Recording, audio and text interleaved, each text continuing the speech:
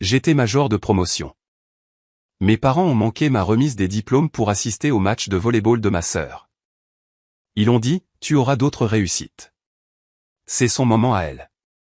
Le proviseur a enregistré mon discours en vidéo et l'a envoyé aux informations locales. Quand la vidéo est devenue virale, les amis de mes parents ont commencé à poser des questions. Je m'appelle Sophia et j'ai 18 ans. Il y a 3 mois, je me tenais derrière le rideau de velours de l'auditorium de mon lycée, ajustant la lourde médaille d'or de major de promotion qui reposait sur ma clavicule. Je regardais à travers l'étroite fente du tissu, fixant le premier rang du public. Les 2 sièges réservés portant le nom de ma famille étaient vides. Mon téléphone a vibré dans ma poche. C'était un SMS de ma mère, Patricia. La circulation sur l'autoroute est terrible, disait le message. Nous avons décidé de faire demi-tour et de nous diriger vers l'université. Chloé a un match amical de volley-ball ce soir. Tu auras plein d'autres réussites académiques à l'avenir, mais c'est son moment de briller. Nous fêterons ta remise de diplôme demain. Ils avaient séché ma remise de diplôme de fin d'études secondaires pour regarder ma sœur aînée jouer un match d'entraînement de pré-saison sans aucune importance. Alors, quand le présentateur a appelé mon nom, je n'ai pas lu le discours que mes parents m'avaient aidé à écrire. J'ai déchiré le papier en 2 et j'ai dit à 3000 personnes exactement qui étaient vraiment Thomas et Patricia. Ce que j'ignorais, c'était que le proviseur Donovan se tenait dans un coin et filmait toute ma confession. Et quand sa vidéo a fait la une des journaux télévisés locaux, les riches amis de mes parents ont commencé à poser des questions auxquelles ils ne pouvaient pas répondre, des questions qui ont finalement conduit à une enquête fédérale. Maintenant, laissez-moi vous ramener au moment précis où j'ai réalisé que ma famille n'était rien de plus qu'une campagne de relations publiques soigneusement orchestrée. L'auditorium sentait la cire pour parquet et les sueurs froides. Le bavardage de milliers de parents et d'élèves résonnait sur le haut plafond. Je me tenais dans les coulisses, tenant 3 pages de papier cartonné impeccable. Le discours que je tenais était un chef-d'œuvre de fausse gratitude. Il remerciait mes parents pour leur soutien indéfectible et leurs sacrifices infinis. Ma mère l'avait relu 2 fois pour s'assurer qu'il reflétait parfaitement ses compétences parentales. J'ai jeté un dernier coup d'œil à travers le lourd rideau rouge. Les sièges réservés à Thomas et Patricia restaient vacants. J'ai relu le SMS de ma mère. Chloé avait 19 ans. Elle était en 2e année d'université, jouait au volley-ball universitaire et maintenait une présence irréprochable sur les réseaux sociaux. Son match de ce soir ne comptait pour aucun classement de la ligue. C'était un match d'entraînement glorifié. Pourtant, mes parents ont jugé qu'un match d'entraînement avait plus de valeur que de regarder leur plus jeune fille prononcer le discours académique le plus prestigieux du district. Je possède un esprit conçu pour l'analyse de données. Je traite les schémas et les variables pour trouver la vérité. Le schéma ici était indéniable. Chloé leur offrait une esthétique glamour dont ils pouvaient se pavaner dans leur country club. Je ne leur offrais qu'une stabilité académique silencieuse. Mes accomplissements n'avaient aucune valeur sociale dans leur monde. Ils voulaient un trophée qu'ils pouvaient photographier, pas une fille qu'ils devaient écouter. Je n'ai pas pleuré. Pleurer exige une attente minimale d'affection, et mes parents m'avaient guéri de cette attente il y a des années. J'ai simplement ressenti une clarté froide et tranchante. Mon nom a été appelé dans les haut-parleurs. Le proviseur Donovan m'a souri depuis le pupitre en bois. Je me suis avancé sur la scène brillamment éclairée. J'ai regardé la mer de visage. J'ai vu des parents fiers tenant des appareils photo et des grands-parents essuyant leurs larmes. J'ai regardé les 2 chaises vides au centre du premier rang. Je me suis approché du microphone. J'ai baissé les yeux sur les 3 pages de mensonges que j'étais censé lire. J'ai saisi les bords du papier cartonné et j'ai déchiré les pages en 2. Le bruit de la déchirure a été amplifié par le microphone, résonnant à travers l'auditorium silencieux. J'ai laissé les 2 moitiés déchirées du papier cartonné volter jusqu'au plancher en bois poli de la scène. Le son du papier déchiré a été capté par le microphone sensible, envoyant un crépitement aigu à travers les lourds haut-parleurs. Je me suis penché en avant, posant mes mains sur les bords du pupitre en bois. Bonsoir, ai-je commencé, gardant une voix neutre et analytique. Les pages que je viens de détruire contenaient un récit fabriqué de toutes pièces. On m'a ordonné de prononcer un discours générique remerciant mes parents pour leur soutien indéfectible et leurs sacrifices infinis. Mais je possède un esprit conçu pour l'analyse de données et je m'appuie sur des preuves factuelles. La réalité physique dans cette pièce contredit directement ce magnifique récit fictif. J'ai fait une pause et j'ai pointé mon index directement vers le centre du premier rang. Si vous regardez là-bas, vous remarquerez 2 sièges inoccupés portant le nom de la famille Mitchell. Thomas et Patricia Mitchell ne sont pas coincés dans les embouteillages sur l'autoroute. Ils ne font pas face à une urgence médicale soudaine. Ils sont actuellement à 50 miles d'ici, en train d'assister à un match d'entraînement de volley-ball de pré-saison pour ma sœur aînée, Chloé. Ils ont jugé qu'un match sans importance avait plus de valeur que de reconnaître 12 ans de dévouement académique intense. Ils ont choisi une opportunité de photo pratique au lieu de la remise de diplôme de leur plus jeune fille. Donc, je n'utiliserai pas le temps qu'il me reste pour les remercier. Je remercierai les parents dans cette pièce qui se sont réellement présentés pour leurs enfants aujourd'hui. Et à mes camarades diplômés, j'offre un conseil pratique. Construisez votre propre avenir. Ne gaspillez pas votre énergie à chercher la validation de personnes qui ne prennent même pas la peine d'occuper un siège réservé. J'ai reculé du microphone et j'ai quitté la scène. L'auditorium était d'un silence de mort. Il n'y a pas eu d'applaudissements polis. Il n'y avait que des chuchotements choqués se propageant dans la foule comme une onde de choc. En descendant les escaliers latéraux, j'ai aperçu le proviseur Donovan debout près des lourds rideaux de velours. Il tenait son smartphone fermement à 2 mains. L'icône rouge d'enregistrement sur son écran clignotait dans la pénombre. Il n'a pas essayé de m'arrêter ou de me réprimander. Il m'a offert un unique élan hochement de tête d'un profond respect. J'ai ignoré les fêtes de fin d'études habituelles et les dîners de famille festifs. J'ai contourné les foules de proches en liesse dans le parking et j'ai conduit directement jusqu'à ma maison silencieuse et vide. La résidence des Mitchell était un monument immaculé de richesse superficielle, sol en marbre blanc, plafond voûté et murs tapissés de photographies encadrées de Chloé tenant divers trophées sportifs. Mes récompenses académiques étaient gardées dans un tiroir du bureau à domicile, hors de vue. J'ai sorti 2 grandes valises du placard du couloir et j'ai commencé à emballer mes affaires avec une efficacité mécanique. Je connaissais intimement les schémas de fonctionnement de mes parents. Ils accordaient plus d'importance à leur esthétique publique qu'à l'oxygène. Une humiliation publique de ce calibre exigerait un bouc émissaire immédiat. J'ai refusé d'être en première ligne lorsqu'ils reviendraient de leur excursion de volley-ball. Je n'ai emballé que mes vêtements pratiques, mon ordinateur portable et mes documents personnels cruciaux. J'ai laissé les bijoux hors de prix et les sacs à main de créateurs qu'ils avaient achetés pour s'assurer que j'ai l'air d'une fille riche. Ces articles étaient des accessoires, et j'avais fini de jouer un rôle dans leur production théâtrale. J'ai fermé les sacs à fermeture éclair, j'ai commandé un service de VTC et j'ai laissé mes clés de maison sur le froid îlot de cuisine en granit. Le lendemain matin, je me suis réveillé sur le lit d'amis de l'appartement de mon frère aîné, de l'autre côté de la ville. Mon téléphone vibrait sans relâche contre la table de nuit en bois. L'écran illuminait la pièce sombre, affichant des centaines d'appels manqués et des milliers de notifications provenant de toutes les plateformes de réseaux sociaux. J'ai déverrouillé l'appareil et ouvert mon navigateur. Le proviseur Donovan n'avait pas gardé l'enregistrement pour les archives du lycée. Il avait transféré les images brutes et non montées directement à une présentatrice de journal télévisé local de premier plan qui les avait partagées sur sa page professionnelle. La vidéo s'était enflammée du jour au lendemain. Elle comptait plus de 4 millions de vues. L'algorithme avait poussé ma livraison calme et dévastatrice sur des millions d'écrans. La section des commentaires était un cimetière de l'opinion publique, enterrant la réputation de mes parents. Des inconnus de tout le pays décortiquaient leur rôle de parents, traquant leur profil public et les qualifiant de symboles ultimes du privilège narcissique des banlieues riches. Je suis sorti de la chambre d'amis en tenant mon téléphone. Mon grand frère, Léo, se tenait dans sa cuisine, versant un café noir corsé. Léo s'était éloigné de nos parents des années auparavant, se construisant une vie calme et stable en tant que développeur de logiciels. Il avait déménagé le jour de ses 18 ans après avoir vu Chloé recevoir une voiture de sport flambant neuve alors qu'on lui remettait une demande de prêt pour ses frais de scolarité universitaire. Il m'a tendu une tasse chaude sans dire un mot. Assise au grand îlot de cuisine en marbre, entouré de tablettes lumineuses et d'ordinateurs portables ouverts, se trouvait sa femme, Nia. Nia est une brillante femme afro-américaine qui travaille comme cadre supérieur en relations publiques de crise pour une entreprise de très haut niveau. Elle passe ses journées à sauver des réputations détruites et à gérer des environnements médiatiques hostiles pour des entreprises du Fortune 500. Elle portait un chemisier en soie à la coupe impeccable, ses yeux sombres balayant 3 écrans différents simultanément.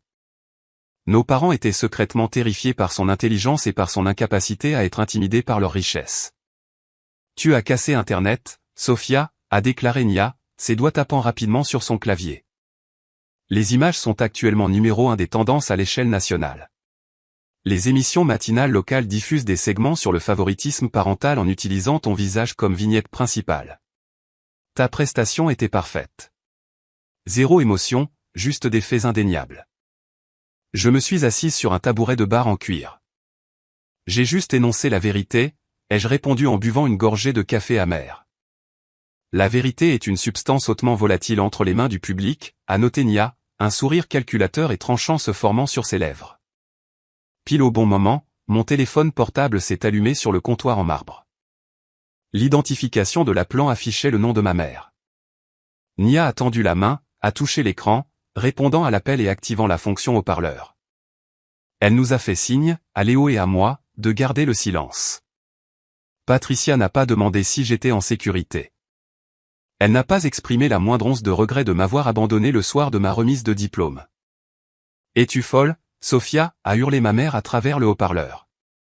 Sa voix était perçante et frénétique, résonnant contre le carrelage de la cuisine moderne.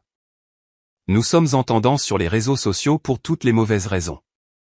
Béatrix Harrington vient d'annuler notre match de tennis du week-end et le conseil d'administration du country club a envoyé à ton père un email officiel concernant la conduite de notre famille. Tu nous as humiliés devant tout le district. Mon téléphone n'arrête pas de sonner. Tu nous as fait passer pour des monstres. J'ai fixé l'écran lumineux du téléphone. Je n'ai fait que pointer du doigt des chaises vides, Patricia, ai-je dit, ma voix restant calme et posée. C'est votre absence qui vous a humilié. J'ai juste fourni le microphone. Une voix plus grave et plus lourde a pris le relais sur la ligne. Thomas avait arraché le téléphone à ma mère. Il n'a pas utilisé son charmant personnage de négociateur d'entreprise. Il est passé directement à l'artillerie lourde. Écoute-moi très attentivement, a grondé mon père, son ton dégoulinant d'une froide autorité. Tu vas faire tes valises et rentrer à la maison à l'instant même. Tu vas t'asseoir devant une caméra et tu vas publier un démenti. Tu vas dire au monde que tu étais émotive, que tu as réagi de manière excessive et que nous avons eu un conflit d'emploi du temps inévitable. Tu vas blanchir nos noms. Je ne m'excuserai pas pour vos choix, papa, ai-je répliqué fermement. Si tu refuses de réparer ce désastre de relations publiques d'ici demain midi, je vais à la banque, a menacé Thomas, livrant son ultime ultimatum financier. Je vais geler le fonds en fiducie universitaire de 50 000 $ que ta grand-mère t'a laissé. Le fonds avait été mis en place par ma défunte grand-mère. Elle voyait clair dans les postures financières de mon père. Les 50 000 $ étaient spécifiquement affectés à mon diplôme en analyse de données. Thomas n'en était que le dépositaire légal jusqu'à mon 19e anniversaire. Mais il maniait ce statut de dépositaire comme une arme chargée. Tu comptes sur cet argent pour ton logement universitaire et tes frais de subsistance, a poursuivi mon père. Si tu ne rentres pas à la maison pour lire le script que nous t'écrirons, je te couperai entièrement les vivres. Tu ne verras pas un seul centime de cet argent. La ligne a été coupée. Le silence dans la cuisine semblait lourd. Thomas supposait que la peur financière forcerait ma soumission immédiate. Il pensait m'avoir coincé dans un coin. J'ai regardé Léo, qui serrait sa tasse de café à s'en blanchir les jointures, la mâchoire crispée de colère. Puis j'ai regardé Nia. Nia n'était pas intimidée. Elle était tout à fait dans son élément. Elle a tapoté son ongle verni contre le comptoir en marbre, analysant la menace avec une précision chirurgicale. Une lueur prédatrice a brillé dans ses yeux sombres. Il veut une émission, a murmuré Nia, sa voix basse et stable. Il veut manipuler le récit médiatique, t'utiliser comme un accessoire pour sauver son adhésion au country club. Il pense avoir tout le pouvoir parce qu'il contrôle le fonds en fiducie. Nia s'est levée, fermant son ordinateur portable principal d'un clic sec et définitif. Elle m'a regardé directement, son expression se transformant en celle du masque concentré d'un commandant sur le champ de bataille. Rappelle-le, Sophia, a ordonné Nia. Dis-lui que tu te rends. Dis-lui que tu rentreras à la maison demain matin et que tu lui donneras exactement l'émission en direct qu'il veut. J'ai froncé les sourcils, confuse par sa stratégie. Si je fais ça, il gagne, ai-je argumenté. Il va jouer à la victime, et je passerai pour une menteuse. Nia a souri. C'était une expression froide et calculatrice qui promettait une classe de maître en destruction publique. Non, m'a-t-elle corrigé. Si tu fais ça, nous faisons entrer des caméras dans son salon. Et un spécialiste des relations publiques de Chris sait qu'une caméra de télévision en direct est l'arme la plus mortelle sur Terre si tu contrôles secrètement le script. Allons donner à ton père une interview qu'il n'oubliera jamais. J'ai composé le numéro de mon père, gardant mon expression neutre pendant que la ligne se connectait. Je n'ai pas haussé la voix ni offert la moindre inflexion émotionnelle. Je lui ai dit que je retournerais à la maison le lendemain matin et que je participerais à une interview télévisée. Thomas a laissé échapper un souffle sec de triomphe, supposant que son chantage financier avait écrasé ma rébellion sans effort. Il a dicté l'heure exacte de mon arrivée et m'a ordonné de porter une robe classique qui dégageait de l'humilité. Il a raccroché sans dire au revoir. Nia a passé le reste de la soirée assise à son îlot de cuisine, croisant des données de géolocalisation sur les réseaux sociaux et passant au peigne fin des archives numériques. En tant que cadre en relations publiques de crise, elle savait que les personnes fortunées laissent des empreintes numériques partout où elles vont. L'arrogance engendre toujours la négligence. Elle n'avait pas besoin d'un détective privé pour démanteler l'alibi de mes parents. Elle avait seulement besoin d'une connexion Internet stable et d'une compréhension de la vanité humaine. Le lendemain matin, une élégante camionnette blanche de la chaîne d'information, équipée d'une antenne parabolique, était garée dans l'allée circulaire de mes parents. L'émission matinale locale avait dépêché sa meilleure présentatrice, une femme raffinée nommée Sarah, pour mener l'interview exclusive en face à face. J'ai franchi les lourdes portes d'entrée en chaîne avec Nia marchant silencieusement 2 pas derrière moi. Mes parents ne se sont pas opposés à la présence de Nia. Ils ont supposé que ma belle-sœur était là pour m'offrir un soutien moral. Ils sous-estimaient systématiquement quiconque n'appartenait pas à leur tranche d'imposition spécifique. Le salon avait été transformé en un plateau de télévision immaculé. Des installations d'éclairage professionnel illuminaient les meubles en cuir coûteux et les œuvres d'art soigneusement choisies sur les murs. Patricia était assise sur le canapé blanc immaculé, portant un pull en cachemire beige doux, tenant un mouchoir plié. Elle jouait parfaitement le rôle de la mère en détresse et indulgente. Thomas se tenait à proximité, projetant une autorité patriarcale sévère. Quand je me suis assise dans le fauteuil face au canapé, Thomas m'a tendu une seule feuille de papier dactylographié. Lis-la exactement comme c'est écrit, a-t-il murmuré, sa voix assez basse pour échapper aux techniciens du son qui testaient les micros. N'improvise pas, Sophia. Tu liras les excuses et nous laisserons ce fâcheux malentendu derrière nous. J'ai pris le papier et je l'ai posé sur mes genoux. Le régisseur de plateau a fait un compte à rebours de 5, levant ses doigts en l'air. La lumière rouge vive d'enregistrement s'est allumée sur la caméra principale. Nous étions diffusés en direct devant des centaines de milliers de téléspectateurs locaux. Sarah, la présentatrice, a commencé le segment avec un ton empathique bien rodé. Elle a encadré la situation comme un conflit familial moderne exacerbé par les pressions des emplois du temps et des réseaux sociaux. Elle s'est d'abord tournée vers ma mère, lui posant une question facile sur la douleur d'être jugée par Internet. Patricia a pressé le mouchoir sec contre le coin de son œil. Ce fut un cauchemar, Sarah, a répété ma mère, sa voix tremblante d'un chagrin synthétique. Nous aimons profondément Sophia. Nous avons été pris dans un terrible problème logistique. L'entraîneur de l'université de Chloé a déplacé son match amical crucial à la dernière minute. Nous avons essayé d'assister aux 2 événements, mais la circulation sur l'autoroute nous a piégés. Nous avons fait le choix douloureux de soutenir notre fille aînée, en pensant que nous pourrions célébrer la victoire académique de Sophia plus tard dans la soirée. Nous sommes humains. Nous avons fait une erreur. La présentatrice a hoché la tête avec compassion, avalant la performance. Elle s'est ensuite tournée vers moi, offrant un doux sourire. J'ai baissé les yeux sur le script dactylographié posé sur mes genoux.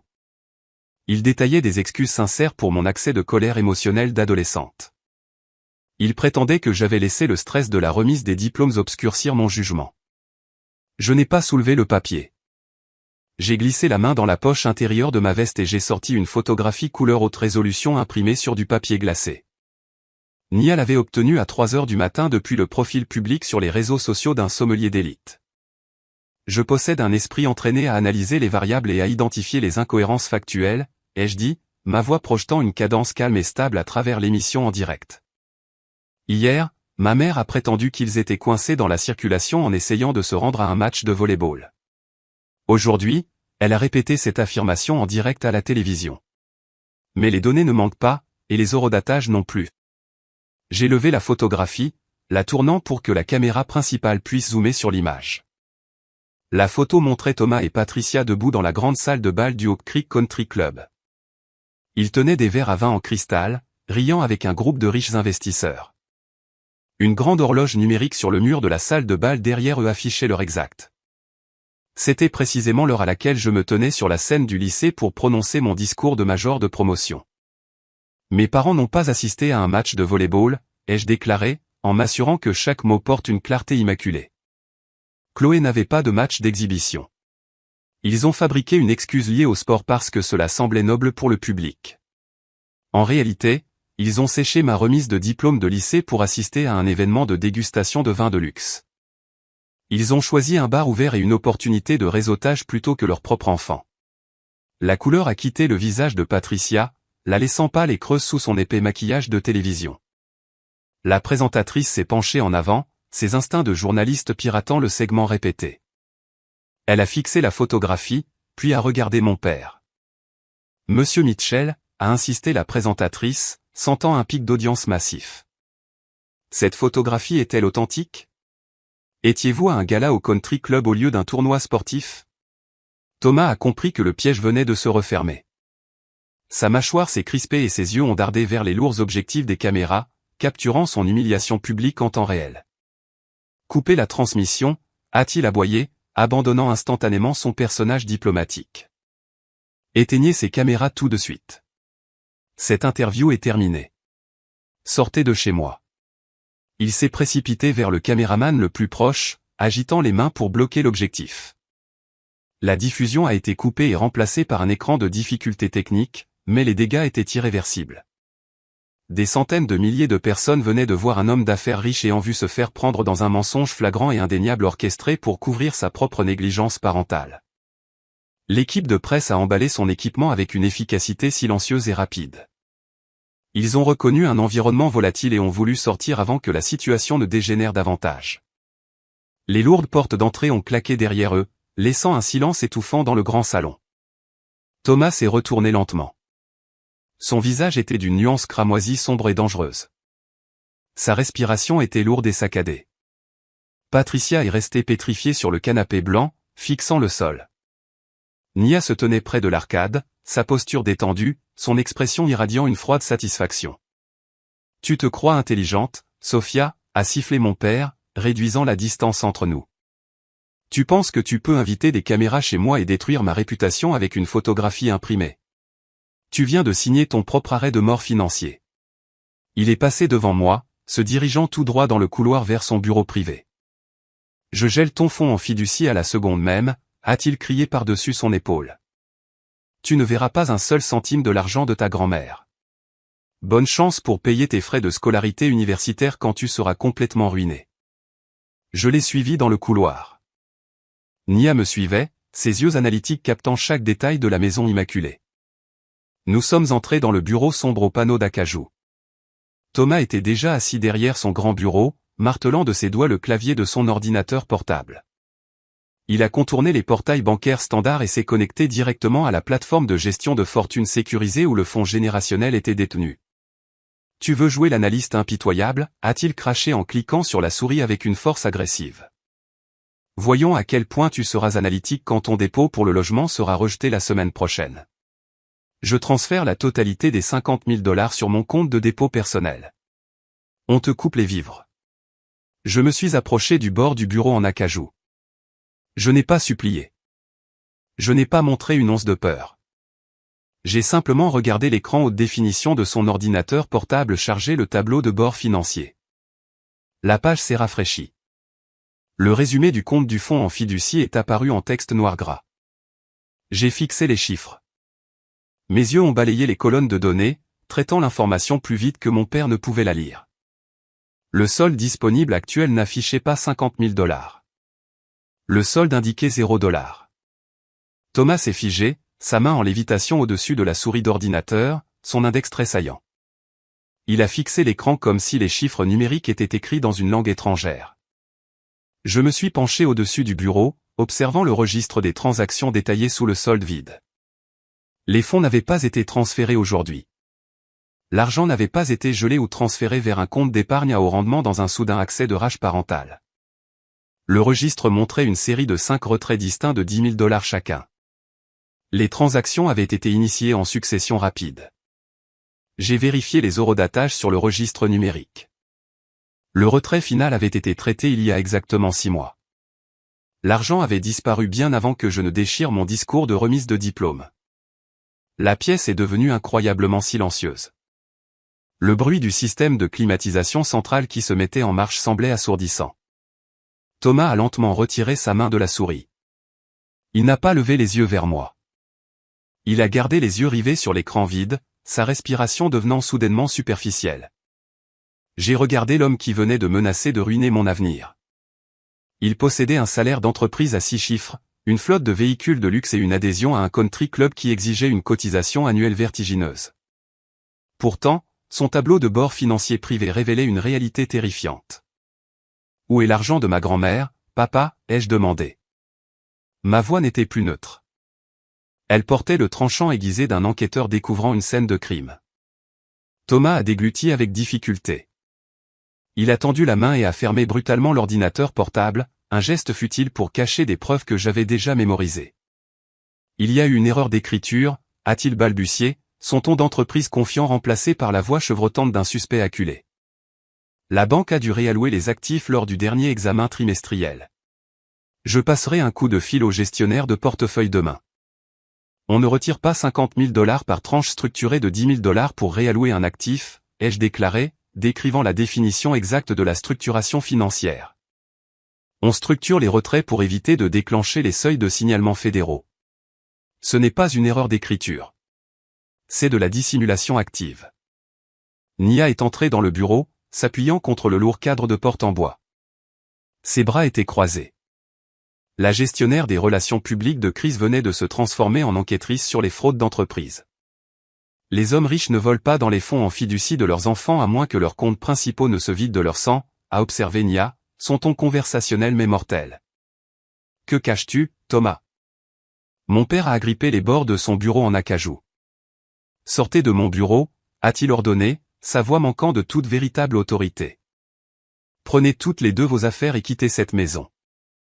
Je n'ai pas eu besoin qu'on me le dise 2 fois. J'avais les données brutes. J'avais les eurodatages.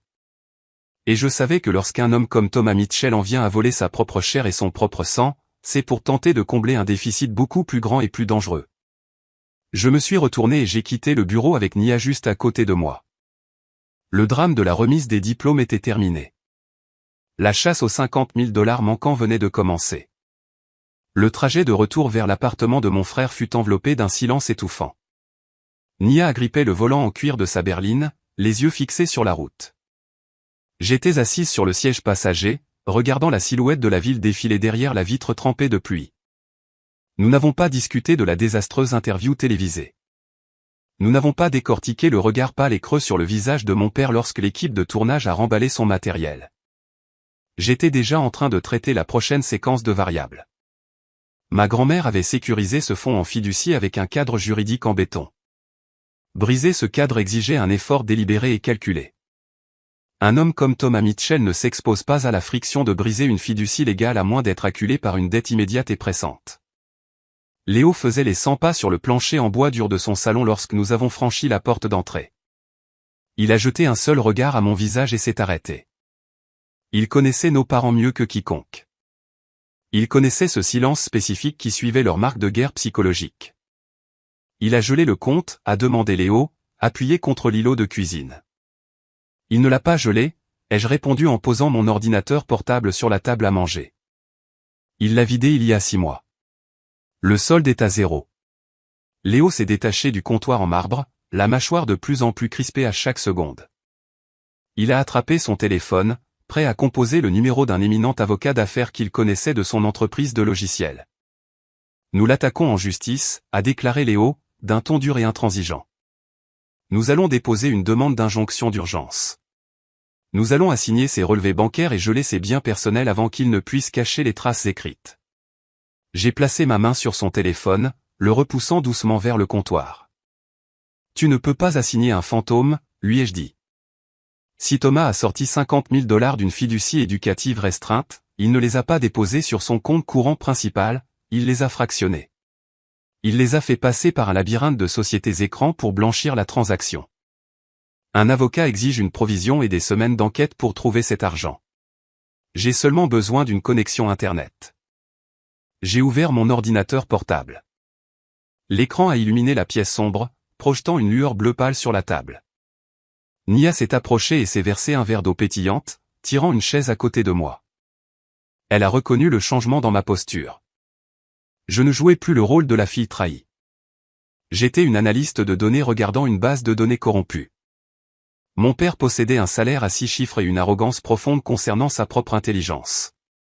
Il croyait que sa richesse créait une forteresse impénétrable autour de ses actions. Mais son hygiène numérique était remarquablement négligée. Pendant des années, il avait forcé toute notre famille à partager un seul abonnement de stockage cloud unifié parce qu'il préférait payer une seule facture mensuelle consolidée. Il l'utilisait pour synchroniser sa tablette, son téléphone et l'ordinateur de bureau de sa maison. Il supposait que je manquais de compétences techniques pour naviguer dans les couches cryptées les plus profondes de ce disque partagé. Il avait tort. J'ai ouvert une fenêtre de terminal et j'ai tapé une série de lignes de commande. J'ai contourné l'interface utilisateur standard et accédé au répertoire racine brute du cloud familial. J'ai isolé le dossier intitulé Archives financières Thomas. À l'intérieur se trouvaient des centaines de relevés bancaires numérisés, de déclarations de revenus et de reçus numérisés couvrant la dernière décennie. J'ai écrit un script Python rapide pour extraire le texte de chaque document PDF de l'archive. J'ai demandé au programme de signaler tout virement sortant dépassant 5 000 $ traités au cours des 8 derniers mois. Le code a été compilé et exécuté. Le curseur a clignoté rapidement alors que le programme passait au crible des milliers de pages d'histoire financière cryptée. 3 minutes plus tard, le terminal a émis un signal. Le script a isolé 5 transactions distinctes de 10 000 $ chacune, a murmuré Nia, lisant les données affichées sur mon écran. Envoyez les mardis consécutifs sur une période de 5 semaines. J'ai mis en évidence les numéros de routage associés au compte de destination. L'argent n'était pas allé à une agence de recouvrement. Il n'était pas allé à une société de capital investissement pour couvrir un mauvais investissement. Le destinataire était répertorié comme une société à responsabilité limitée appelée Elite Collegiate Pathway. Léo a froncé les sourcils, se penchant par-dessus mon épaule. Qu'est-ce qu'Elite Collegiate Pathway ? Est-ce un service de tutorat ? J'ai ouvert une base de données de registre public et j'ai entré le nom de la société. Les résultats de la recherche ont renvoyé un dépôt de société enregistré dans le Delaware. Le Delaware est tristement célèbre pour permettre aux entreprises de masquer leur véritable structure de propriété. Mais celui qui a mis en place cette société écran spécifique était imprudent. Il a utilisé un agent enregistré dont l'adresse postale physique correspondait à une importante installation sportive du Midwest. J'ai croisé l'adresse. Les coordonnées cartographiques pointaient directement vers le bâtiment du club de supporters des anciens élèves à l'université de Chloé. Je me suis adossé à ma chaise. Les pièces fragmentées du puzzle se sont soudainement alignées, formant l'image d'une fraude académique systémique. Ma sœur Chloé était en 2e année. Elle vivait dans un luxueux appartement hors campus, conduisait une voiture de sport immaculée et maintenait une présence vibrante sur les réseaux sociaux entièrement centrée sur son identité de star de l'athlétisme universitaire. Nos parents se vantaient constamment auprès de leurs amis du country club de sa prestigieuse bourse d'études complète de volley-ball. Ils traitaient sa carrière sportive comme la justification ultime de leur génétique supérieure et de leur éducation irréprochable. J'ai ouvert un nouvel onglet et j'ai navigué vers la page web officielle des sports de l'université. J'ai cliqué sur la liste publique de l'équipe féminine de volley-ball. Le visage souriant de Chloé est apparu dans la grille des joueuses. J'ai ignoré sa photo de profil et j'ai fait défiler jusqu'aux données statistiques brutes. J'ai extrait ses journaux de match pour ses saisons de 1e et 2e année. Les chiffres étaient stupéfiants. Elle avait 0 contre, 0 attaque marquante, 0 réception défensive. Son temps de jeu total sur 2 saisons entières s'élevait à moins de 14 minutes. Elle n'était pas une joueuse vedette. Elle était une remplaçante permanente qui ne posait le pied sur le terrain que pendant les dernières secondes de victoire garantie. Elle n'a pas de bourse, ai-je dit. La réalisation s'installant comme une pierre lourde dans la pièce. Nia s'est penchée plus près de l'écran, les yeux plissés. Les bourses sportives sont attribuées en fonction de critères de performance, Sophia. Ces statistiques sont inexistantes. Elles n'apportent aucune valeur à l'équipe. Elles n'apportent aucune valeur sportive, les jeux corrigés, traçant la ligne de données reliant la société écran à l'université. Mais elles apportent une valeur financière extrême au personnel d'entraîneur. Thomas n'a pas volé mon fonds en fiducie pour payer une hypothèque ou une dette de jeu. Il a utilisé l'argent de ma grand-mère pour soudoyer l'entraîneur de volley-ball. Léo fixait l'écran, la trahison se lisant sur ses traits. Il lui a acheté une place dans l'équipe, a chuchoté Léo. Il a canalisé 50 000 $ dans une fausse fondation sportive pour garantir son admission à l'université et lui acheter un uniforme afin qu'il puisse se pavaner devant leurs amis. Ils ont sacrifié tes études universitaires pour acheter une fausse esthétique à Chloé. L'ampleur de la dépravation du crime était à couper le souffle. C'était un cas d'école de fraude par voie électronique et de corruption fédérale pour l'admission, reflétant exactement les scandales qui avaient envoyé des cadres d'Hollywood et des parents de l'élite riche en prison quelques années plus tôt. Mon père avait utilisé des canaux bancaires interétatiques pour exécuter un pot de vin, volant un fonds en fiducie protégé pour financer l'opération. Nous avons les numéros de routage, a déclaré Nia, sa voix baissant à un murmure dangereux. Nous avons les eurodatages qui font correspondre les retraits de ta fiducie directement au dépôt sur le compte du club de supporters. Nous avons l'empreinte numérique prouvant que Thomas a autorisé les transferts. Nia a attrapé son téléphone, un sourire prédateur revenant sur son visage. Je vais rédiger un résumé de ces découvertes. Nous n'allons pas envoyer cela à un poste de police local. Nous allons envoyer un signalement anonyme complet directement au bureau de conformité de l'Association nationale du sport collégial, NCAA. Ils lanceront un audit fédéral de ce programme de volley-ball d'ici vendredi. Avant que Nia ne puisse appeler son contact, l'interphone de sécurité sur le mur de l'appartement de Léo a bourdonné d'un bruit strident et grinçant qui a brisé le silence de notre salle de crise. Léo s'est approché du panneau et a appuyé sur le bouton de la caméra. Le petit moniteur noir et blanc s'est allumé, révélant le hall d'entrée de l'immeuble. Debout devant les portes vitrées verrouillées se trouvait Chloé. Elle avait l'air frénétique. Elle portait des lunettes de soleil de créateur à l'intérieur, tapotant impatiemment le sol en carrelage du hall avec ses bottes en cuir hors de prix. Elle tenait son téléphone à l'oreille, essayant clairement d'appeler Léo ou moi, mais nos téléphones étaient sur silencieux. Nos parents ont envoyé l'enfant chéri, a noté Léo, son pouce planant au-dessus du bouton d'ouverture de l'interphone. Thomas l'a probablement dépêché pour te manipuler. Il sait que tu ne ripostes jamais quand elle joue à la victime. J'ai regardé le moniteur noir et blanc. J'ai regardé les 5 reçus de virements bancaires qui brillaient sur l'écran de mon ordinateur portable. Chloé avait passé sa vie entière à recevoir le butin de la vanité de nos parents pendant que j'absorbais silencieusement leur négligence.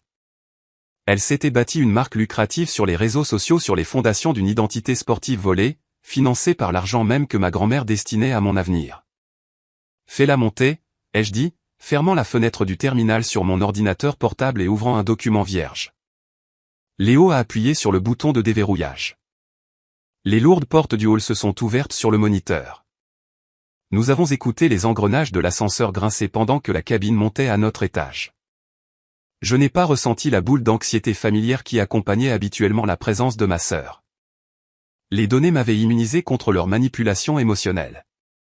On frappa un coup sec qui résonna dans l'appartement. Léo a ouvert la porte. Chloé est entrée d'un pas décidé, apportant l'odeur de parfum cher et d'énergie frénétique dans l'espace calme. Elle n'a pas salué son frère. Elle n'a pas reconnu Nia.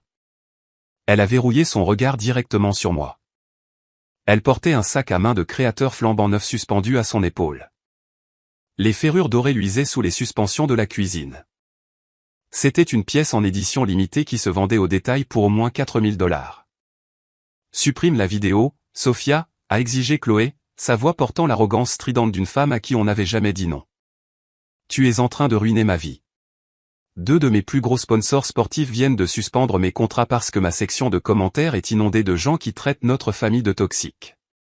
Tu as fait ton petit caprice sur scène. Maintenant, répare ça. J'ai regardé le sac de 4 000 $ qui reposait contre sa hanche. Puis j'ai levé les yeux vers son visage. J'étais sur le point de démanteler la seule identité qu'elle n'ait jamais connue. Tu es en train de ruiner ma marque, Sophia, a répété Chloé, s'avançant plus loin dans le salon. Sa voix était aiguë et frénétique, portant le sentiment de droit désespéré d'une femme qui mesurait sa propre valeur entièrement par les mesures d'engagement en ligne. Elle a fait les 100 pas sur le plancher en bois dur, ses bottes en cuir cher cliquant selon un rythme régulier et erratique. J'ai passé 2 ans à construire mon profil d'influenceuse sportive. J'ai obtenu 3 contrats de sponsoring majeurs de vêtements de fitness, et tu as tout détruit avec une crise de colère de 2 minutes parce que papa et maman ont raté une cérémonie de lycée ennuyeuse. Je suis restée assise à la table à manger. Je n'ai pas haussé la voix ni réagi à son insulte. Je l'ai simplement observée. Elle portait des lunettes de soleil de créateur immaculé posées sur le dessus de ses cheveux méchés. Sa manucure était irréprochable et, suspendue à son épaule droite, se trouvait un sac à main en cuir flambant neuf doté d'un logo doré entrelacé très visible. C'était une pièce en édition limitée issue d'une collection de printemps haut de gamme. « Prends ton téléphone et supprime la vidéo », a exigé Chloé, pointant un doigt manucuré vers moi. Ensuite, tu vas enregistrer une vidéo d'excuses sur ma page. Tu diras que tu étais jalouse de ma réussite sportive et que tu as menti à propos de nos parents pour attirer la sympathie. Si tu répares ça, les sponsors pourraient rétablir mes codes promo. Léo a laissé échapper un rire dur et amer depuis la cuisine.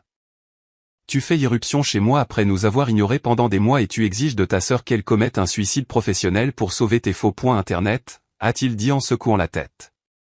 Tu es exactement comme Thomas. La ferme, Léo, a sèchement répondu Chloé, tournant son regard noir vers notre frère aîné.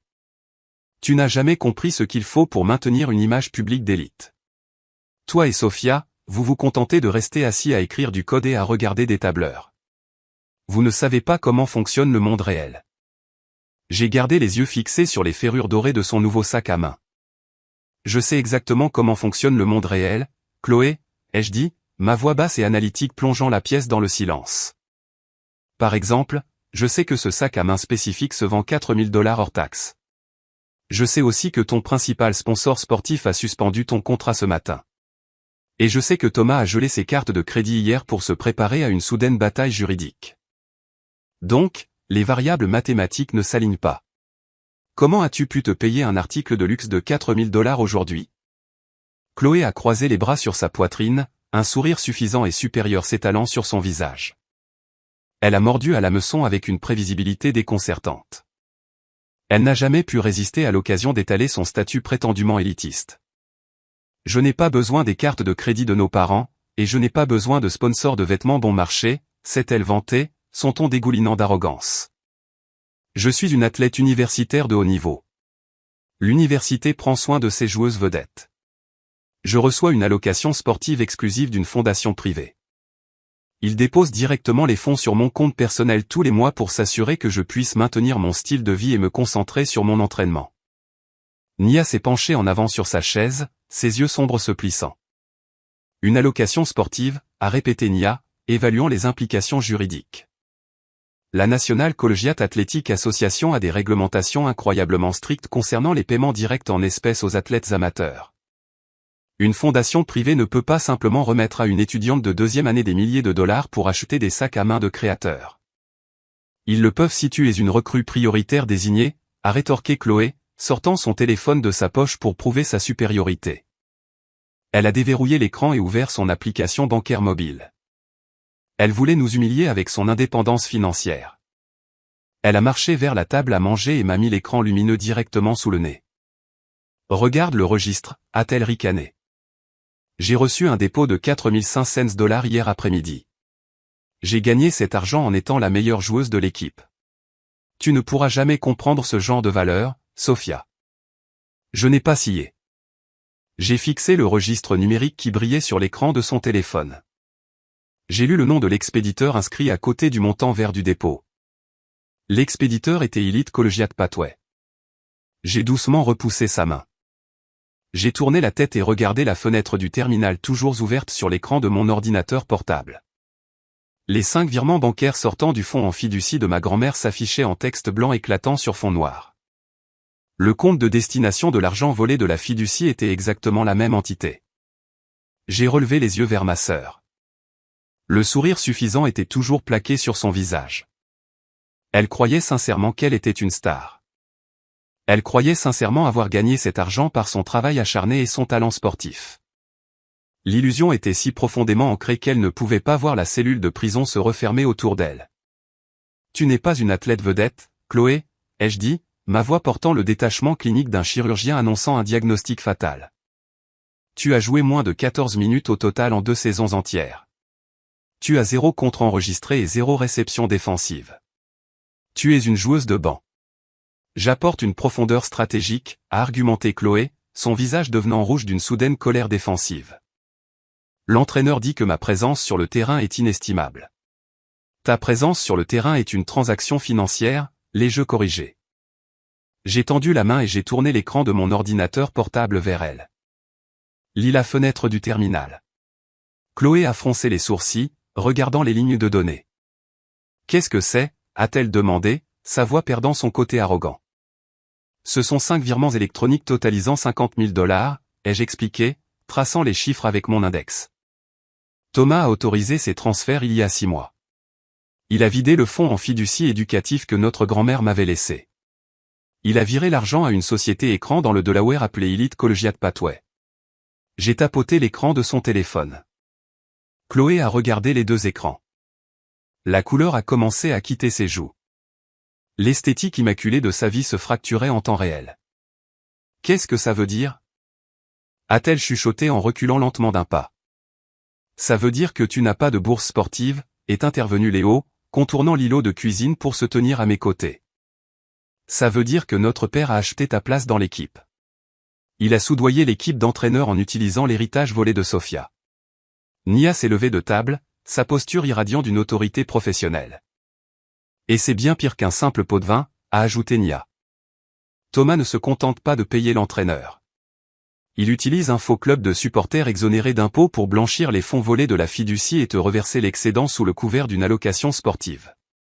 Il échappe aux impôts fédéraux sur les donations et cache le vol simultanément. C'est un cas typique de blanchiment d'argent et de fraude électronique. Le sac à main de créateur a glissé de l'épaule de Chloé et a heurté le parquet avec un bruit sourd et lourd. Les ferrures dorées ont raclé le bois. Elle ne s'est pas baissée pour le ramasser. Ses mains ont commencé à trembler. Non, a-t-elle haleté, secouant la tête rapidement. Non, c'est impossible. Papa a dit que j'avais gagné ma place. L'entraîneur m'a dit que j'étais une recrue prioritaire. Ils m'ont donné l'uniforme. Ils m'ont donné le casier. Ils t'ont donné un costume, Sophia, erreur de l'orateur original, Chloé, ai-je dit froidement. Ils t'ont déguisé pour nourrir l'ego de Thomas et Patricia. Ils avaient besoin d'une enfant chérie à pavaner au country club, et tu étais prête à jouer le rôle tant qu'ils finançaient ton train de vie luxueux. Mais l'argent s'est épuisé, Chloé. Thomas a tout hypothéqué pour maintenir l'illusion. Quand il a eu besoin d'argent pour maintenir le pot de vin actif, il a volé mon avenir pour payer ton faux avenir. Chloé a regardé le sac à main sur le sol.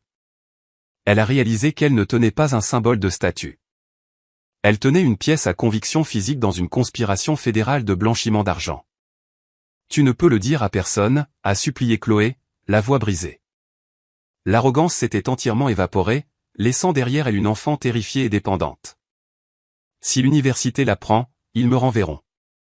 Les sponsors m'attaqueront en justice pour rupture de contrat. Je perdrai mon appartement. Je perdrai tout. Tu as déjà tout perdu, a déclaré Léo, sa voix dénuée de toute sympathie fraternelle.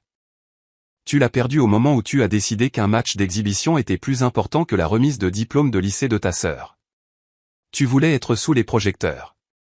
Maintenant, tu le es. Chloé est tombée à genoux. L'influenceuse sportive sans défaut avait disparu. Elle a tendu la main et a attrapé le bord de ma chaise, les larmes ruinant son maquillage coûteux. Sophia, s'il te plaît, a-t-elle sangloté, suppliant la sœur dont elle s'était moquée à peine 5 minutes plus tôt. Je ne savais pas que l'argent était à toi. Je jure que je ne savais pas qu'il l'avait volé dans ta fiducie. S'il te plaît, ne signale pas ça. Je te rendrai le sac. Je te transférerai l'argent. Supprime juste les fichiers. Tu es ma famille. Je l'ai regardé de haut. Je me suis souvenu d'être derrière le rideau de velours, tenant mon discours de major de promotion déchiré. Je me suis souvenu des sièges vides. Je me suis souvenu du SMS me disant d'attendre mon tour parce que Chloé avait besoin de briller. Tu n'es pas ma famille, ai-je dit, portant le coup de grâce avec une précision absolue. Tu es complice de fraude électronique. Et je ne négocie pas avec les criminels. J'ai reculé ma chaise, l'obligeant à lâcher prise. Je me suis levé et me suis éloigné de la table à manger. Chloé est restée sur le sol, pleurant sur son sac de créateur, réalisant que toute son existence était une fiction criminelle. Nia a pris son propre ordinateur portable et s'est dirigée vers l'îlot de cuisine. Elle a ouvert un document sécurisé vierge, ses doigts planant au-dessus du clavier.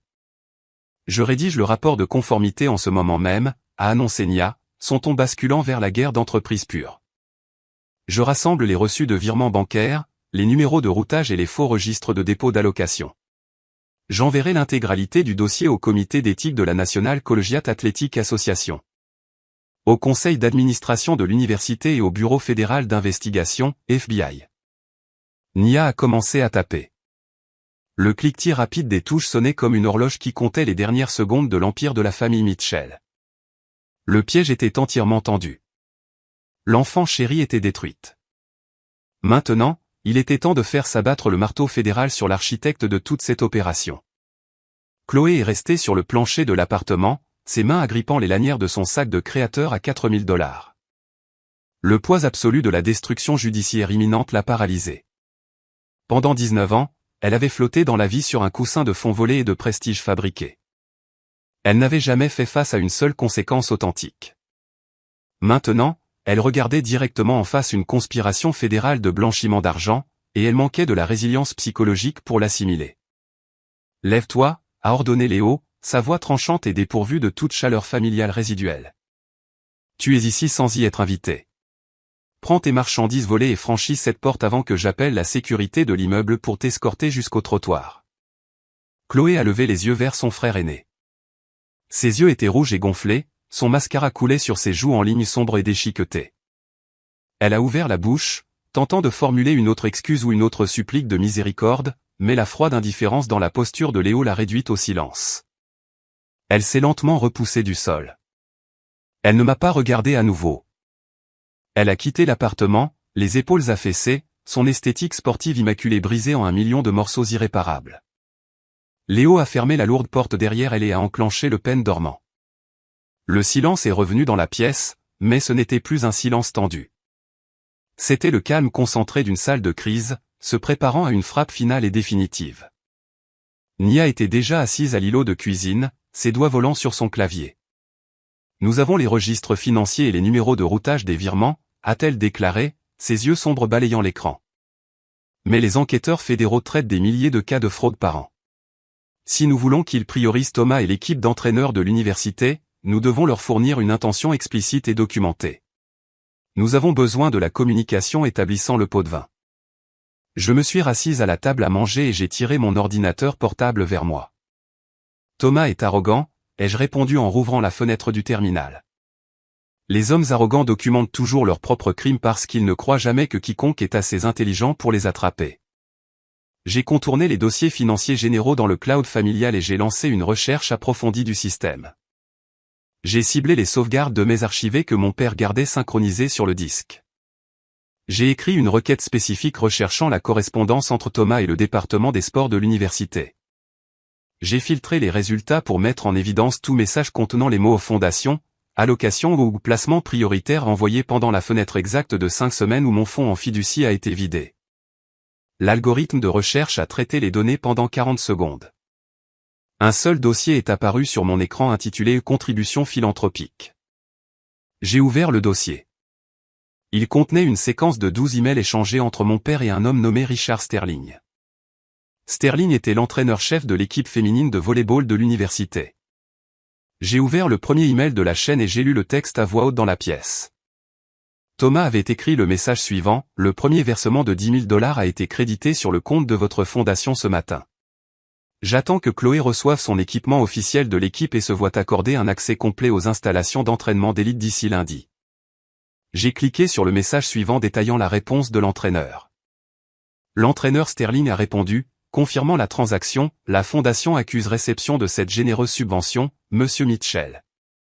Chloé est officiellement inscrite sur la liste des athlètes actifs. Comme convenu, nous commencerons à acheminer l'allocation mensuelle de subsistance vers son compte personnel le semestre prochain afin de nous assurer que son mode de vie universitaire est maintenu.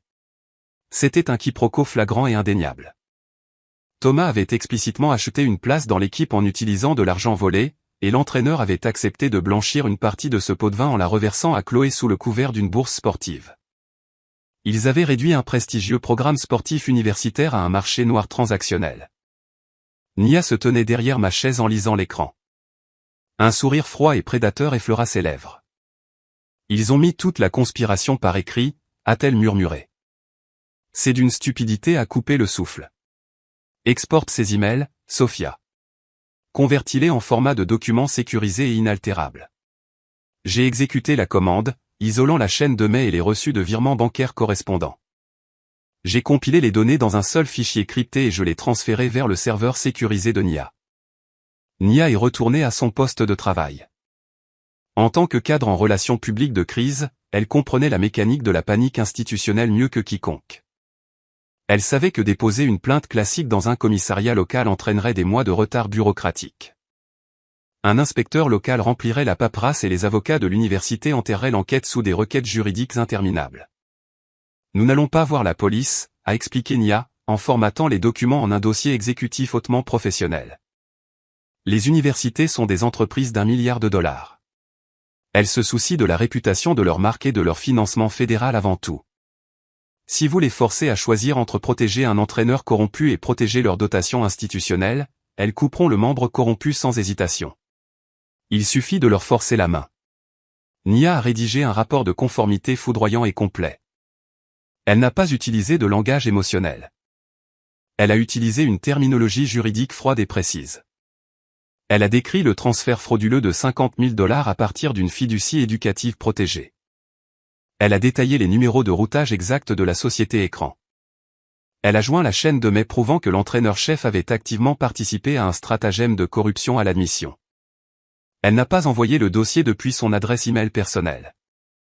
Elle a acheminé la transmission via un serveur proxy offshore crypté, garantissant que la source reste entièrement anonyme. Elle a adressé le paquet numérique au directeur de la conformité de l'université, au président du conseil d'administration et à un contact spécifique qu'elle entretenait au sein de la division des crimes en col blanc du FBI. Nia a appuyé sur la touche Entrée. L'écran a clignoté, confirmant la transmission. La charge utile numérique s'est évanouie dans le réseau, portant le pouvoir de raser le monde entier de mon père. Maintenant, nous attendons, a déclaré Nia en fermant son ordinateur portable. La bureaucratie avance lentement, mais la panique se déplace à la vitesse de la lumière. La période d'attente a duré exactement 72 heures. J'ai passé ces 3 jours à sécuriser mon propre avenir. J'ai officiellement accepté une bourse universitaire complète pour une prestigieuse université de la côte Est, basée entièrement sur mon portfolio en analyse de données. J'ai obtenu un appartement sur le campus et finalisé mon inscription. Je me suis assuré que ma survie n'était plus liée au compte bancaire de la famille Mitchell. J'étais libre. Le jeudi après-midi, l'onde de choc a finalement frappé. J'étais assise dans le salon de Léo, révisant un projet de codage complexe lorsque le téléphone de Nia a éclaté avec une série de notifications rapides. Elle a pris l'appareil et ses yeux se sont écarquillés d'une véritable admiration professionnelle. L'université n'a pas essayé d'étouffer l'affaire, a annoncé Nia en tournant l'écran vers Léo et moi. Ils ont exécuté le protocole de confinement à la perfection. Nia a appuyé sur lecture sur un flux vidéo en direct d'une chaîne d'information locale. Le directeur sportif de l'université se tenait à un pupitre dans une salle de presse bondée. Il avait l'air pâle et profondément mal à l'aise. Il a lu une déclaration préparée annonçant que l'entraîneur-chef du programme féminin de volley-ball avait été placé en congé administratif immédiat dans l'attente d'une enquête interne et fédérale conjointe sur de graves irrégularités de recrutement. Le directeur sportif n'a pas nommé Chloé directement, mais il a déclaré que plusieurs étudiants athlètes associés à une fondation de supporters frauduleuse avaient été suspendus de l'université et bannis de façon permanente de toutes les installations du campus. Mon téléphone a vibré sur la table basse. C'était un SMS d'un ancien camarade de lycée contenant un lien vers un blog de potins sportifs populaires. Le blog présentait une photographie floue prise par un étudiant journaliste avec son téléphone portable à l'extérieur du centre sportif de l'université à peine 20 minutes plus tôt. La photographie montrait Chloé sortant du bâtiment flanquée de 2 agents de sécurité du campus en uniforme. Elle portait une boîte en carton remplie de ses affaires personnelles. Sa tête était baissée, cachant son visage aux caméras. L'enfant chéri avait été escorté publiquement hors des lieux, dépouillé de son uniforme, de son faux prestige et de son allocation volée. En l'espace d'une heure, l'empire numérique de Chloé s'est évaporé. Réalisant qu'elle était sur le point d'être inculpée dans une opération de fraude fédérale, elle a paniqué et supprimé définitivement son profil Instagram, sa chaîne de fitness et tous les comptes de réseaux sociaux liés à son nom. L'influenceuse sportive de luxe a cessé d'exister, ne laissant derrière elle qu'une traînée de contrats de sponsoring brisés et de poursuites judiciaires imminentes. La destruction de ma sœur a été rapide et absolue. Mais la véritable cible du rapport de conformité n'avait pas encore fait face à son châtiment. Thomas avait orchestré tout le crime pour protéger sa réputation d'entreprise immaculée et sa position au sein de l'élite du country club. Les conséquences sont arrivées à sa porte le lendemain matin. Il était 10 heures le vendredi lorsque l'interphone de l'appartement de Léo a de nouveau bourdonné. Cette fois, Léo n'a pas pris la peine de vérifier le moniteur de la caméra. Il s'est dirigé directement vers le panneau et a appuyé sur le bouton du haut-parleur. « Qui est-ce » a demandé Léo, sa voix monocorde. Une voix rauque et désespérée a grésillé dans le haut-parleur bon marché. « C'est maman » a pleuré Patricia, le bruit de ses pleurs résonnant dans le petit hall d'entrée.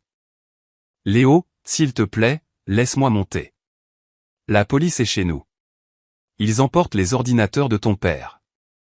Il a été renvoyé ce matin. S'il te plaît, Léo, nous n'avons nulle part ailleurs où aller. » Je me suis levé de la table à manger.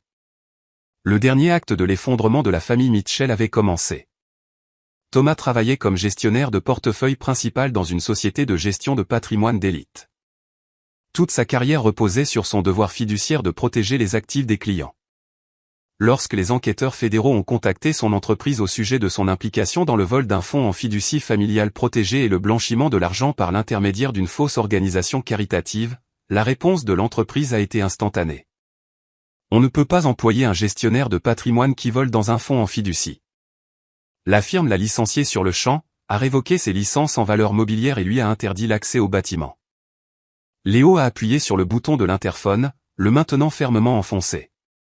« Vous avez choisi un match de volley-ball plutôt que votre fille » a déclaré Léo, regardant fixement le panneau du haut-parleur. « Maintenant, vous pouvez choisir un avocat commis d'office plutôt que votre fils. Ne revenez jamais dans cet immeuble. » Léo a relâché le bouton, coupant la communication. Il n'a pas ouvert la porte. Il ne leur a offert aucun sanctuaire. Il les a laissés planter sur le trottoir pour faire face à la réalité dévastatrice qu'ils avaient construite de leurs propres mains. Mais la ruine financière n'était que le début de leur punition, car Thomas avait fait une dernière manœuvre désespérée avant que le FBI n'arrive à sa porte. Et cette manœuvre nécessitait un échec et match juridique qu'il n'avait jamais vu venir. 2 heures après que Patricia ait pleuré dans le haut-parleur de l'interphone, une alerte numérique soudaine a retenti sur l'écran de mon ordinateur portable. Le son a fendu la tension silencieuse de l'appartement. J'avais passé la matinée à surveiller le périmètre numérique des actifs restants de mon père. Les autorités fédérales avaient déjà lancé un gel complet de ses profils bancaires principaux et de ses portefeuilles d'investissement d'entreprise. Lorsqu'un criminel en col blanc perd l'accès à ses liquidités numériques, il se tourne inévitablement vers les actifs physiques. Il cherche n'importe quoi à mettre en gage, à vendre ou à échanger pour garantir les honoraires d'un avocat de la défense. J'ai ouvert la notification. C'était un email automatisé provenant d'un important réseau de concessionnaires de voitures d'occasion situé à la périphérie de la ville. L'email était un message standard du service client confirmant un rendez-vous d'évaluation en cours. À mes 17 ans, j'ai passé 14 mois à faire de la saisie de données en freelance et du tutorat en mathématiques avancées. J'ai économisé chaque dollar que j'ai gagné pour acheter une berline fiable. Parce que j'étais légalement mineur au moment de la transaction, Thomas a insisté pour que le véhicule soit immatriculé à son nom. Il a prétendu que c'était une étape nécessaire pour faire baisser la prime d'assurance.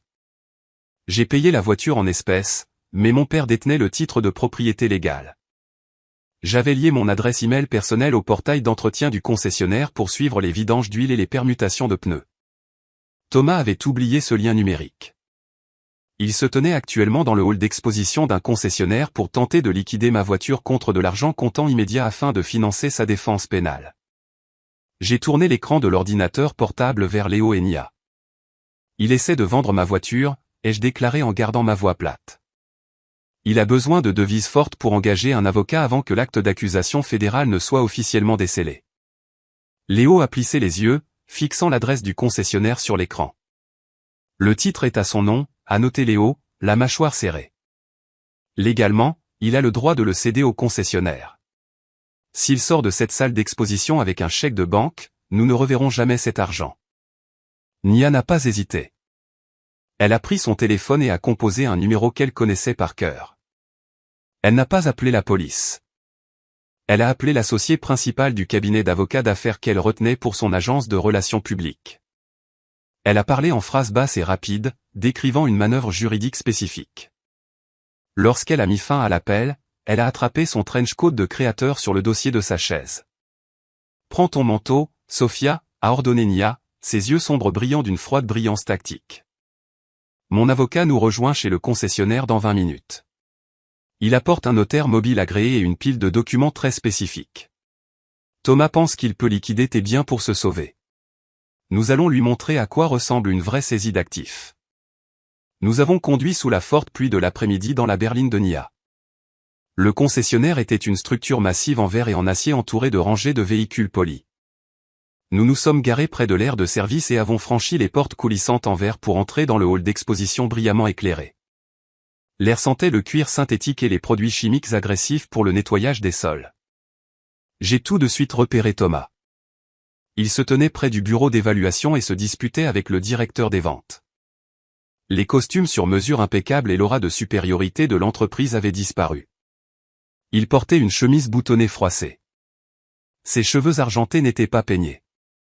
Une fine pellicule de sueur nerveuse recouvrait son front. Il serrait un dossier en papier manie contenant le titre du véhicule, se penchant sur le bureau et exigeant que le directeur accélère la transaction. « J'ai besoin que le chèque soit émis tout de suite », a insisté Thomas, sa voix portant une note aiguë de panique. L'évaluation est terminée. La voiture est en parfait état. Transférez les fonds ou faites le chèque. Je n'ai pas le temps d'attendre un délai de traitement standard. Le directeur des ventes avait l'air mal à l'aise, tenant un presse-papier et essayant de maintenir une distance professionnelle. Monsieur, notre politique d'entreprise exige une vérification standard des antécédents du titre de propriété pour s'assurer qu'il n'y a pas de privilège caché avant que nous n'émettions un paiement de cette taille. Il n'y a pas de privilège, a rétorqué Thomas en claquant sa main contre le bureau. Il ne possède pas la voiture. Ma voix a résonné dans le hall d'exposition silencieux. Thomas s'est figé. Il s'est retourné lentement, ses yeux s'écarquillant en nous voyant, Léo, Nia et moi, debout à 3 mètres de lui. À côté de Nia se tenait un homme grand dans un costume anthracite élégant, portant une épaisse mallette en cuir. Thomas a dégluti péniblement, reculant d'un pas. « Que faites-vous ici » a-t-il demandé, essayant d'insuffler de l'autorité dans sa voix chevrotante. « Vous me suivez. C'est du harcèlement. Je mène des affaires privées. » Je me suis avancé, m'arrêtant à quelques pas de lui. « Vous tentez de vendre un véhicule que j'ai acheté avec mon propre salaire » ai-je répondu, mon ton clinique et détaché. « Vous essayez de me voler une seconde fois parce que votre premier vol a entraîné une enquête fédérale. » Thomas a ricané, regardant le directeur des ventes pour nous congédier. « Ne l'écoutez pas. C'est une adolescente mécontente. Mon nom est sur le titre. L'État me reconnaît comme le seul propriétaire légal. » L'homme au costume anthracite s'est avancé, ouvrant sa mallette en cuir. Il a extrait une épaisse pile de documents légaux imprimés sur du papier fort. Il les a placés directement sur le bureau d'évaluation, couvrant la paperasse du concessionnaire. L'État reconnaît également le concept de détournement de fonds civils et d'abus de confiance, a déclaré l'avocat, sa voix portant l'autorité profonde et résonante d'un avocat plaidant chevronné. Je m'appelle Marcus Vance. Je représente Sophia. Le Bureau fédéral d'investigation, FBI, gère actuellement vos chefs d'accusation de fraude électronique et de corruption universitaire. C'est une affaire fédérale. Mais voler 50 000 $ dans un fonds en fiducie éducatif protégé tout en agissant en tant que dépositaire désigné est un crime au niveau de l'État. Thomas fixait les documents, la couleur restante quittant son visage. Vance a tapoté un stylo en argent poli contre la page du dessus. Il s'agit d'une injonction d'urgence expartée d'une poursuite civile prête à être déposée devant la Cour suprême de l'État dans les 5 prochaines minutes. Si je dépose ce document, l'État lancera une enquête criminelle distincte sur le vol de la fiducie de Sophia. Les procureurs de l'État n'offrent pas d'accord de plaidoyer pour les hommes qui volent l'héritage de leurs propres enfants. Vous purgerez une peine dans un pénitencier d'État avant même que votre procès fédéral ne commence. De plus, cette injonction gèlera instantanément la vente de ce véhicule.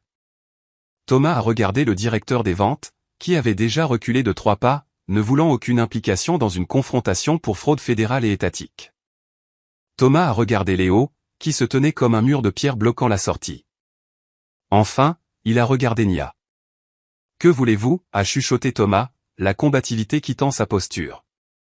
Ses épaules se sont affaissées, l'illusion du patriarche intouchable était morte. Nia s'est avancée. « Nous voulons que les comptes soient équilibrés », a-t-elle répondu, sa voix glaciale et précise. « Vous avez volé 50 000 $ à Sofia. Vous détenez actuellement le titre de sa voiture.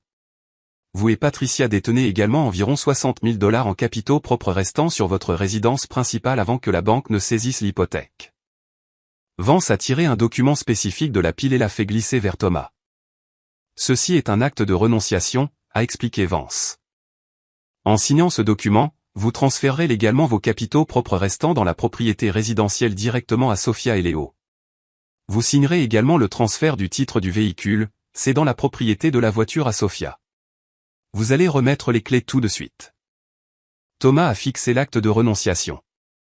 Si je cède les capitaux propres de la maison, je n'ai plus rien, a-t-il étouffé, les mains tremblantes. Je ne peux pas m'offrir d'avocat de la défense.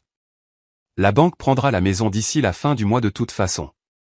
Où Patricia et moi sommes-nous censés vivre? J'ai regardé l'homme qui avait ignoré ma remise de diplôme de lycée pour boire du vin dans un country club. J'ai regardé l'homme qui avait siphonné mon avenir pour financer une fausse esthétique à une sœur qui me méprisait. Vous pouvez louer une simple chambre au-dessus d'une laverie automatique, ai-je dit, prononçant le destin exact qu'il s'était bâti. Vous pouvez rester debout 9 heures par jour pour vous payer les courses de base. Vous pouvez expérimenter la réalité que vous avez méritée. Signe l'acte, Thomas, a ordonné Léo, sa voix résonnant dans le hall d'exposition. Où Monsieur Vance dépose la plainte civile et tu passes la nuit dans une cellule de détention de l'État. Thomas a ramassé le stylo en argent, sa main tremblait si violemment qu'il pouvait à peine saisir le corps en métal. Il s'est penché sur le bureau d'évaluation et a signé de son nom l'acte de renonciation. Il a signé le transfert du titre du véhicule. Il n'a pas lu les petits caractères. Il savait qu'il n'avait plus aucun moyen de pression pour négocier. Une fois les signatures complétées, la notaire mobile s'est avancée. Elle a tamponné les documents avec un clic mécanique lourd, pressant son sceau officiel sur le papier. La transaction était juridiquement contraignante. La richesse restante de la famille Mitchell venait d'être légalement absorbée pour rembourser une dette volée. Thomas a fait tomber le stylo. Il a mis la main dans sa poche, a sorti les clés de la voiture et les a posées sur le bureau. Il n'a pas dit un mot. Il s'est retourné et a marché vers les portes coulissantes en verre. Il est sorti sous la forte pluie sans parapluie, quittant le concessionnaire à pied. Il n'avait plus de voiture. Il n'avait plus de maison. Il n'avait plus de famille. Il était un fantôme marchant vers une tempête d'inculpation fédérale. J'ai pris les clés. Le métal froid semblait lourd et permanent dans ma main. J'ai regardé Léo et Nia. La guerre était officiellement terminée. Nous sommes sortis de la salle d'exposition, laissant les documents signés entre les mains expertes de Vance. Nous nous sommes éloignés du concessionnaire, laissant derrière nous les débris brisés de mon passé sur la chaussée humide. L'air à l'intérieur de la voiture semblait différent maintenant. C'était comme de l'oxygène. C'était comme la liberté. Mais la véritable liberté ne consiste pas seulement à démanteler les gens qui vous ont fait du mal. Elle consiste à construire une nouvelle réalité sur la terre brûlée qu'ils laissent derrière eux. Et la réalité que j'étais sur le point de construire garantirait que mon nom ne soit plus jamais associé à leur disgrâce. Le mécanisme juridique d'une saisie bancaire fonctionne sans la moindre once d'émotion humaine. Il ne se soucie pas de votre ancien statut au country club ou de l'art coûteux accroché à vos murs. 30 jours après que Thomas ait signé l'acte de renonciation sur le bureau d'évaluation, le prêteur principal a initié le protocole final d'expulsion. Je ne me suis pas tenu sur le trottoir pour les regarder perdre leur maison. J'ai suivi le processus par le biais du registre public du comté depuis le sanctuaire tranquille de l'appartement de mon frère. Le registre public détaillait le calendrier exact. Un shérif du comté est arrivé à la résidence Mitchell un mardi matin. L'officier a scotché un avis d'expulsion jaune vif sur la lourde porte d'entrée en chêne. Thomas et Patricia ont eu exactement 2 heures pour quitter les lieux. Ils n'ont pas engagé de société de déménagement professionnel parce que leur compte de crédit était gelé et leur liquidité entièrement épuisée. Ils ont sorti leurs affaires dans des boîtes en carton bon marché. Patricia a laissé derrière elle son dressing sur mesure et ses canapés en cuir italien importé. La banque a changé les serrures en laiton, en cliquetant de lourds cadenas en acier sur les portails en fer. La forteresse de banlieue immaculée était scellée. La banque a immédiatement mis la propriété aux enchères publiques de saisie immobilière pour recouvrer la dette hypothécaire impayée. Parce que la maison se trouvait dans un quartier très prisé, une guerre d'enchères a éclaté entre 2 promoteurs immobiliers commerciaux. La propriété s'est vendue à un prix très élevé. C'est ici que le piège financier que j'ai tendu a atteint sa conclusion ultime. Lorsqu'une maison saisie est vendue aux enchères, la banque principale extrait le montant exact dû sur l'hypothèque. Tout capital excédentaire restant de la vente est légalement défini comme des capitaux propres résiduels. Ces capitaux propres appartiennent à celui qui détient l'acte de propriété officiel. Thomas a supposé qu'il signait simplement un morceau de papier pour éviter de passer une nuit dans une cellule de détention de l'État. Il n'a pas réalisé la réalité mathématique d'un marché immobilier en hausse. 2 semaines après la vente aux enchères, un virement bancaire certifié est arrivé sur mon compte courant personnel. La notification numérique a illuminé l'écran de mon téléphone pendant que je préparais mes valises pour l'université. Le versement des capitaux propres excédentaires s'élevait à 58 000 $. J'ai fixé les chiffres verts qui brillaient sur l'écran. L'univers a une méthode profonde pour équilibrer un grand livre corrompu. Mon père avait volé 50 000 $ dans le fonds en fiducie éducatif de ma grand-mère pour soudoyer un entraîneur d'université. Grâce à des manœuvres juridiques précises et à un acte de renonciation, j'ai récupéré chaque centime volé, plus 8 000 $ d'intérêt. Le fonds en fiducie a été entièrement restauré. J'ai transféré les fonds sur un compte sécurisé à haut rendement, verrouillé sous mon nom et uniquement mon nom. La restauration financière n'était que le prélude au châtiment criminel. Les procureurs fédéraux n'ont pas offert à Thomas un accord de plaidoyer indulgent. Le scandale des admissions à l'université avait touché une corde sensible auprès du public et le département de la justice voulait faire un exemple très visible des parents fortunés impliqués. Le procès s'est déroulé dans un tribunal de district fédéral, entouré d'une forte couverture médiatique. Thomas s'est tenu devant le juge, portant un costume gris mal ajusté acheté dans un magasin discount. Ses cheveux argentés s'étaient considérablement clairsemés. Le cadre d'entreprise arrogant et raffiné avait été remplacé par un homme brisé et terrifié face à tout le poids du gouvernement des États-Unis. Les procureurs ont présenté la trace écrite indéniable. Ils ont affiché les numéros de routage des virements bancaires, l'enregistrement de la société écran et la chaîne de mai détaillant explicitement le pot de vin. L'avocat de la défense n'a présenté aucune preuve contraire car il n'en existait aucune. Le juge a frappé le bloc en bois avec un claquement sec et définitif. Thomas a reçu une peine de 36 mois dans un pénitencier fédéral pour fraude par voie électronique et complot en vue de commettre des actes de corruption. Le juge a également imposé une amende de restitution obligatoire, s'assurant que mon père sortirait de prison avec un revenu futur lourdement saisi. Il a été menotté dans la salle d'audience et escorté par une porte latérale par des US Marshals. Il n'a pas regardé en arrière vers la galerie. Patricia a été laissée seule pour naviguer dans les cendres de leur empire. L'élite du country club qu'elle avait passé des décennies à essayer d'impressionner l'a abandonnée instantanément. Les cercles sociaux fortunés traitent la disgrâce financière comme un virus hautement contagieux. Beatrix Harrington et les autres membres du club de tennis ont bloqué son numéro de téléphone et ont ordonné aux agents de sécurité à l'entrée de lui refuser l'accès. Patricia a emménagé dans un petit appartement d'une chambre située au-dessus d'une laverie commerciale bruyante. Pour payer son loyer mensuel, elle a pris un emploi de caissière dans une épicerie discount locale. Ses mains manucurées sont devenues calleuses à force de manipuler des boîtes en carton et de scanners des codes barres 9 heures par jour. Elle est devenue un fantôme, hantant les allées mêmes des magasins de détail dont elle se moquait autrefois. L'enfant chéri a connu une descente encore plus vertigineuse. Chloé n'avait pas de diplôme universitaire, pas d'éthique de travail fonctionnelle, et aucune compétence monnayable dans le monde réel. Toute son identité était liée à une esthétique sportive qui s'était révélée être un crime fédéral.